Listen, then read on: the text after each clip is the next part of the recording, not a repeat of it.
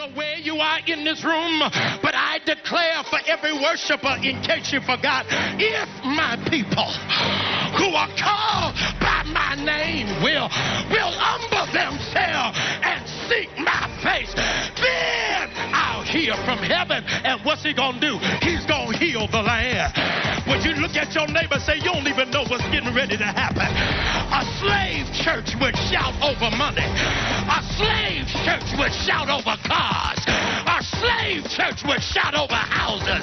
But I'm a part of a revolutionary church. And when I give God glory, I'm killing a slave mentality. That whatever it is the enemy meant for evil, God is going to work it out for good.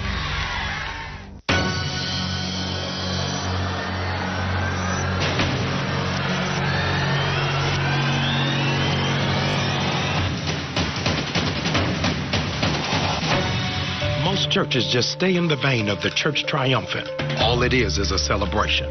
But Empowerment Temple, you're getting ready to witness the church militaristic. God is getting ready to give you a fighting chance. And when you tune into this broadcast, you're going to get a strategy and a plan on how to fix your life as we fight for your future, your finances, and your family. Come on in and let's get ready to work.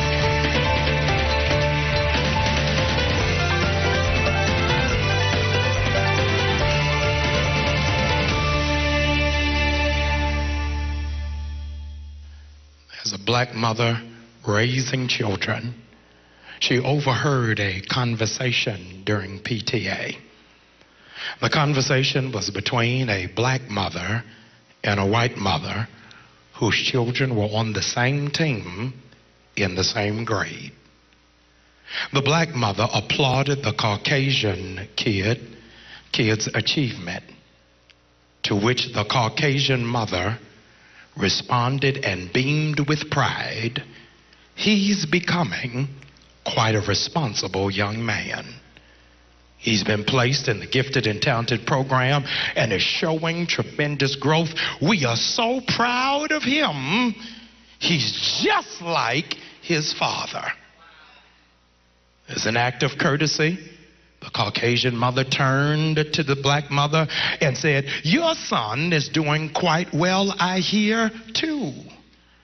Not even letting her finish the compliment, the black mother interjected, oh, girl, he's such a mess at home. I could just strangle him sometimes. That boy is crazy. He's just like his father. In isolation, it sounds like hating. But if you do not have the benefit of historical influence, you do not understand the temperament or even the psychosis of a wounded black mother. After 9/11, America became familiar with the psychological term of post-traumatic stress disorder.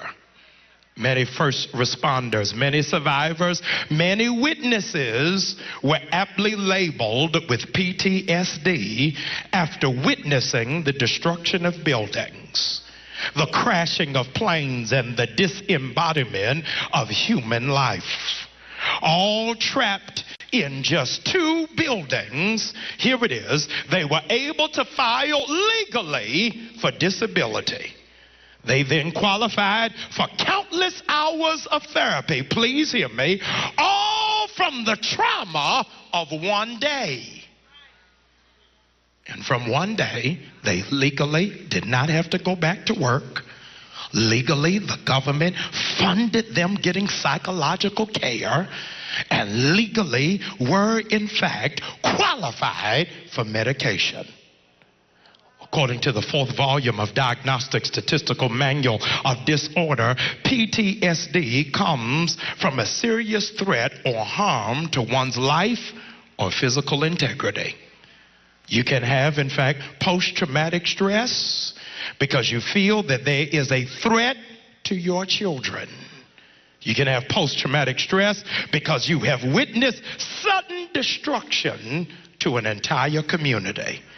You can have, according to the Diagnostical Statistical Manual of Disorder, you can have post-traumatic stress because you have witnessed somebody being injured or killed. You can have post-traumatic stress if, in fact, you experience fear, terror, and helplessness. It is, in fact, recommended in the 4th volume of the Diagnostic Statistical Manual of Disorder that if, in fact, you have suffered any of those issues, it is recommended that you immediately have clinical treatment and have access to drug therapy. The symptoms to look out for if somebody has post-traumatic stress is, watch this, they have difficulty concentrating. They are easily irritated. They have unscheduled outbursts of anger.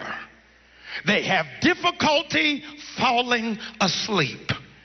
They have a sense of foreshortened future.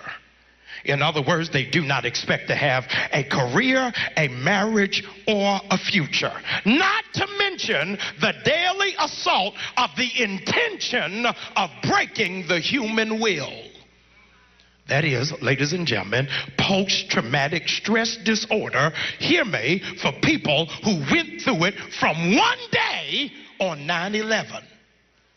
Not to minimize that great national tragedy, but the critical question that I've got to ask the conscientious believers who are part of the body of faith, if that is offered from people who witnessed it from one day, what then do you give the people who had to go through it for 300 years? What kind of tragedy after it is that every year for 300 years you're under imminent danger of being hung, like Nina Simone said, for like strange fruit. That for 300 years you were told that you were 3/5 of a human being. For 300 years colonial Christians told you you did not have a soul and were not qualified for salvation. For 300 years told to stand in the back of the line, ride in the back of the bus, drink from a certain water fountain, that you did not have the capacity for advanced education. How do you cover yourself for 300 years not knowing that at any night your daughter could be dragged out, could be raped, and no charges would ever be filed? For 300 years your son could in fact go out to the field and never return back. For 300 years bodies would in fact be hung, and men would be castrated, and families would be separated, and languages would in fact be abolished, and reading would be illegal, and religion had to be practiced in secret for 300 years, and you don't call that trauma?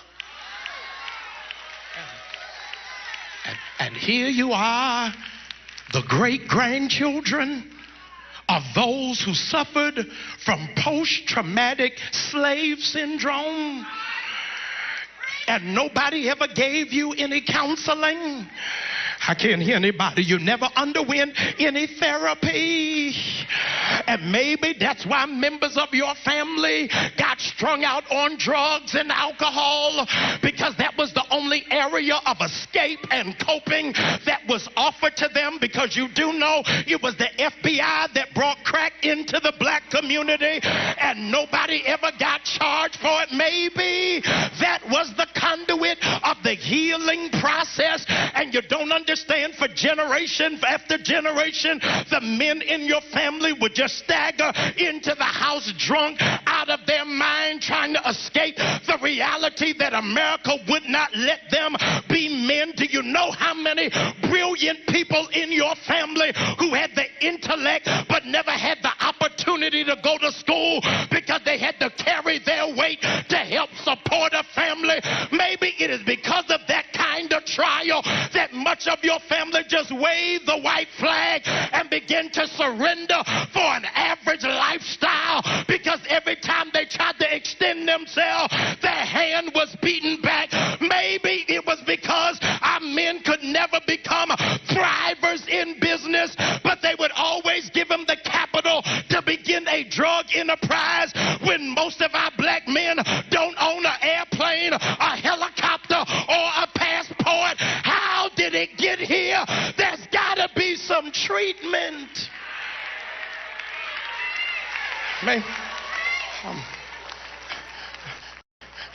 Maybe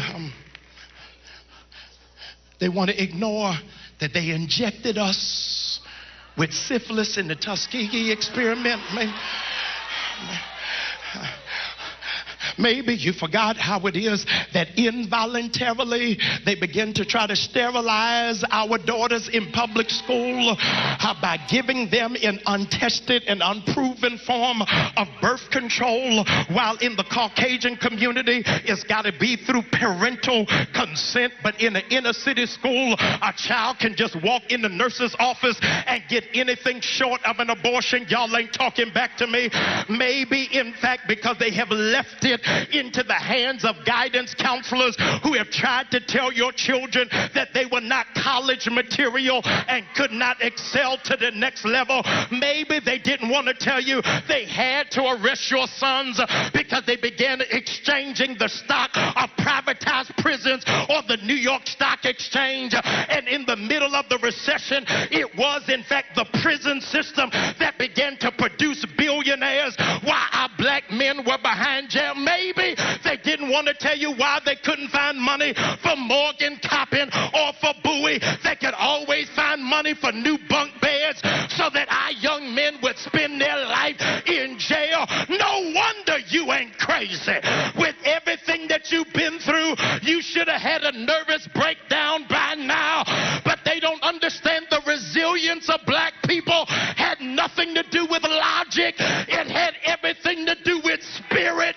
That even when it went through something that I couldn't make sense out of, you had a praying grandmother that said, over my head, I hear music in the air. There must be a God somewhere. Look at your neighbor, tell him I should have went crazy by now. I should have lost my mind by now. I should have had a nervous breakdown by now. But I'm able to testify, in spite of everything that I've been through, that I woke up this morning with my mind stayed on Jesus.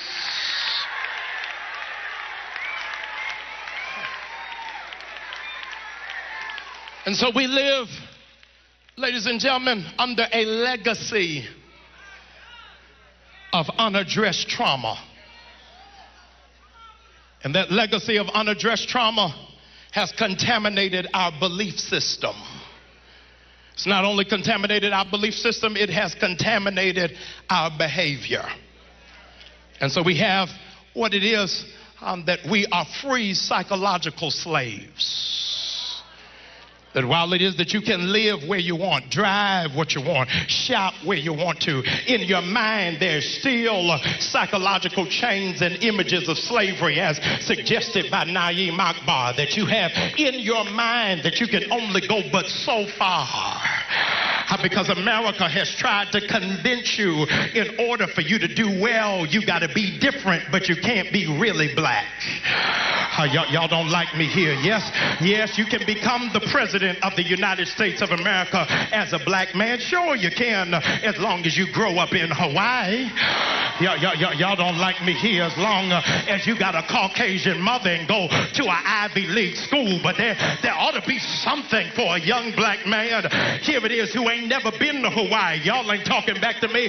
God knows they ain't never been to Ocean City. They had to play in the fire hydrant and get in the pool at Druid Hill Park and still say, God's hand is still on my life.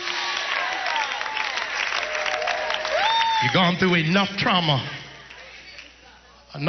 that there is proof positive evidence that there is no stronger people on the planet than Africans who are living in America. To be able to have endured all that we have endured for 300 years and still be able to function with a modicum of sanity. The world owes you a blue ribbon and a certificate that you've been able to handle your frustration with class. All of America was on edge last night, not sure whether you were going to get out of your bed and riot and torch Baltimore. They don't understand, if I was going to torch it, it would have burned already. with everything that I've been through, y'all ain't talking back to me. With all that I've had to deal with, all of the injustice, I should have in fact blew up a long time ago. But what the enemy meant for evil, God is getting ready to work it out for my good. Look at your neighbor, say, you got no idea how many times I was getting ready to go off. You got no idea how many people almost pushed my button the last time. You got no idea how many times I almost shut that office down. But God gave me the grace. He gave me the grace. I'm proud of myself because there were so many times I was getting ready to lose it. But God said, if you hold your peace, I'll fight your battles.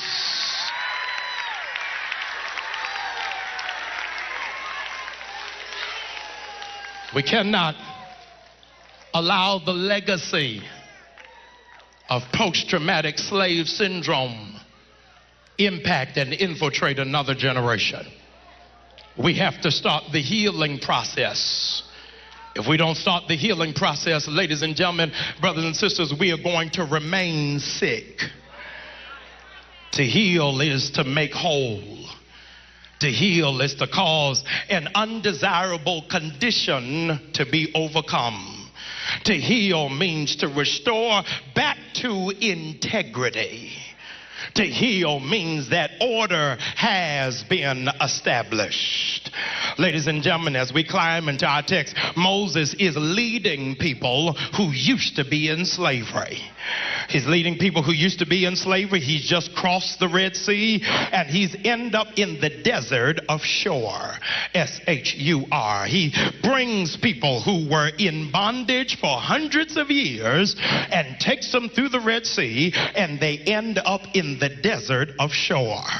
They're out of slavery, but now they're dried up. Ladies and gentlemen, doesn't that sound remarkably like the predicament of present day African Americans? That we are in fact out of slavery, but it seems like our core values have dried up. When we didn't have as much, we would pray more. When we didn't have these big churches, we weren't looking at our clocks trying to get out of there.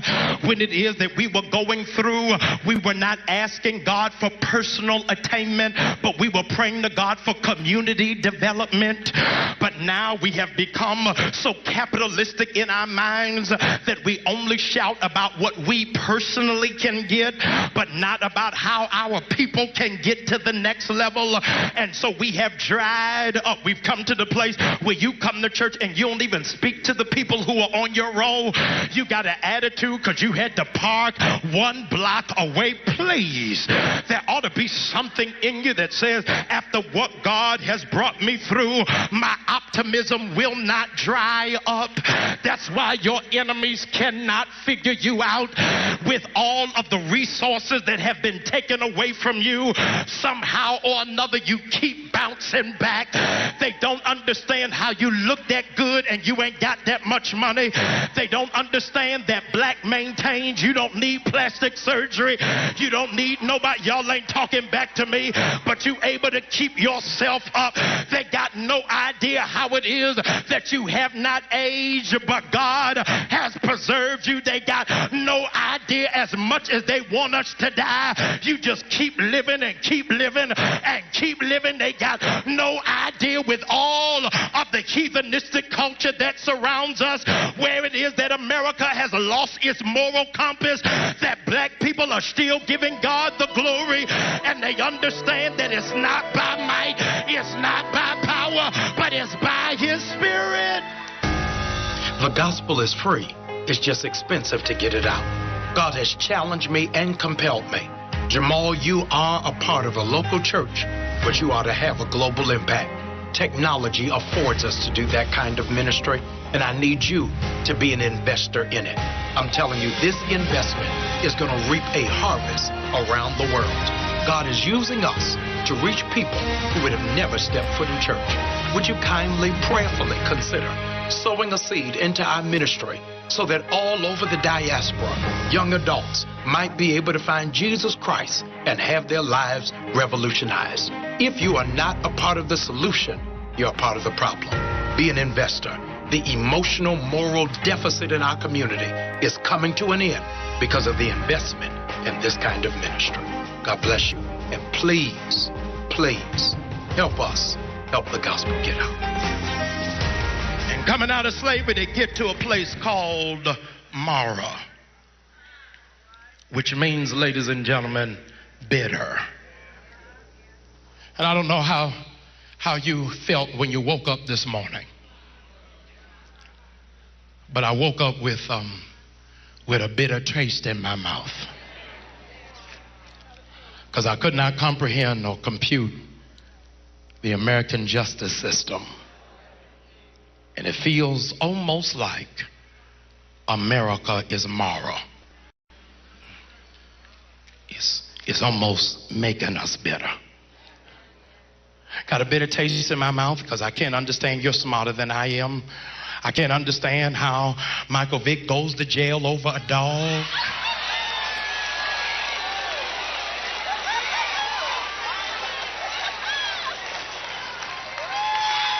And George Zimmerman walks away free for killing a black boy. I got a bitter taste in my mouth. I don't know. Y'all are smarter than me. I don't understand how Plexico Burgess goes to jail for shooting himself. God, I can't hear nobody in here, but George Zimmerman got the nerve to smile in the courtroom as if, God help me, I don't know how the Negroes are in Florida, but I'm telling them, this is just friendly advice. He shouldn't just walk around smiling. It don't make black people feel good. Yeah, I ain't threatening them. I'm just saying, if I was you, I wouldn't just walk around smiling. I couldn't understand. I don't know where y'all were. Y'all are more saved than me. I couldn't understand how his family was high-fiving each other in the courtroom as if a family member wasn't lost. I couldn't even understand how the judge had a smug look on their face. God help me, while the proceedings were going on, and in that moment I began to prevail. Lord, please, I need you to send peace. I need you, because there's a part of me that ain't altogether saved, and because I'm dealing with post-traumatic slave syndrome, I don't want America to see what a runaway slave looks like. So God, I need you to keep me in order.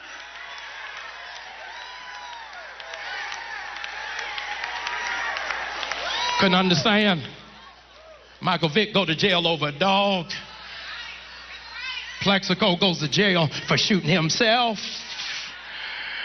Wesley Snipes, passenger 57, got to go to jail for taxes. God help me, Lauryn Hill is now a fugitive. She's in jail. I can't hear nobody in here.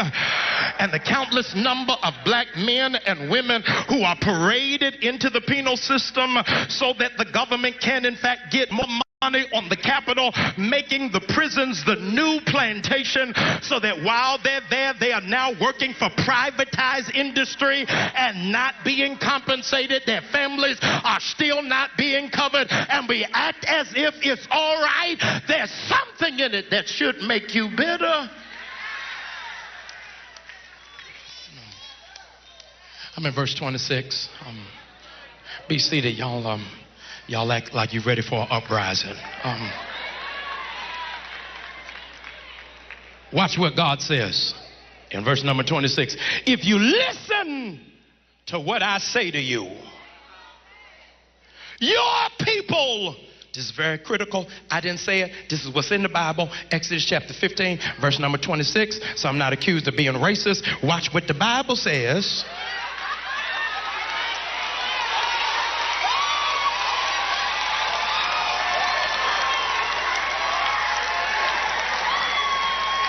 Bible says, if you listen to me, you former slaves,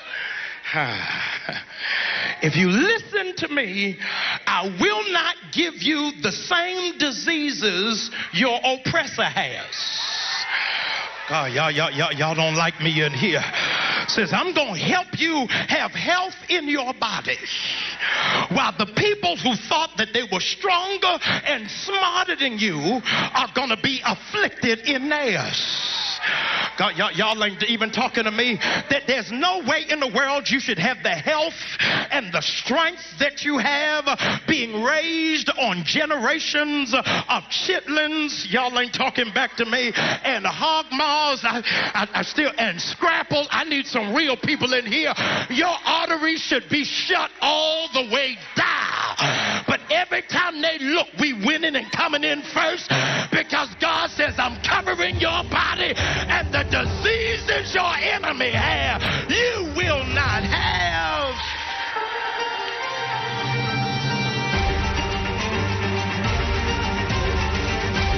How do you cover yourself for 300 years not knowing that at any night your daughter could be dragged out, could be raped, and no charges would ever be filed? For 300 years your son could in fact go out to the field and never return back. For 300 years bodies would in fact be hung, and men would be castrated, and families would be separated, and languages would in fact be abolished, and reading would be illegal, and religion had to be practiced in secret for 300 years, and you don't call that trauma?